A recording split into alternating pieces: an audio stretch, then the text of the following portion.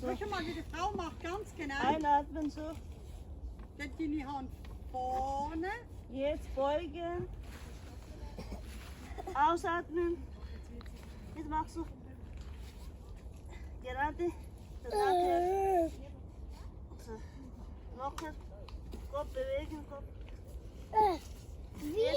Jetzt langsam. Musst du aufstehen. So. Sitz so.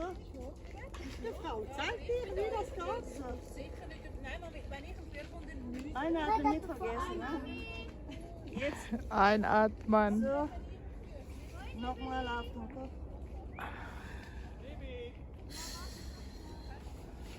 Jetzt so. Gut. Jetzt machen wir Gleichgewicht. Willst du machen? Oh, jetzt musst du dabei So. hüpfen. Mega puppig. Ui. So. So Jetzt wie vorne dein Bein, nicht rein. und bleiben. Und mit dein Bein. Mach das effektiv schnell. Jetzt langsam lösen. Beine kicken auf den Boden.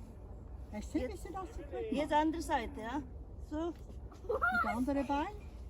Ja, warte mal, So. ich muss den Bruder ein bisschen heben. Der ist nicht... Jetzt da. Lina, gehst du mich nicht Ja. haben, hä? Komm, ich heb dich ein bisschen. So, das Ich wollte ist nicht Gleichgewicht. Mami. Mach wieder Frau, mach wieder Frau. Ich heb dich. Lösen. Jetzt wieder Bein runter. Dann langsam. Beine da vorne. Und auf den Boden. Und, Ausatmen. Ik zit jokken. nein, Jetzt ist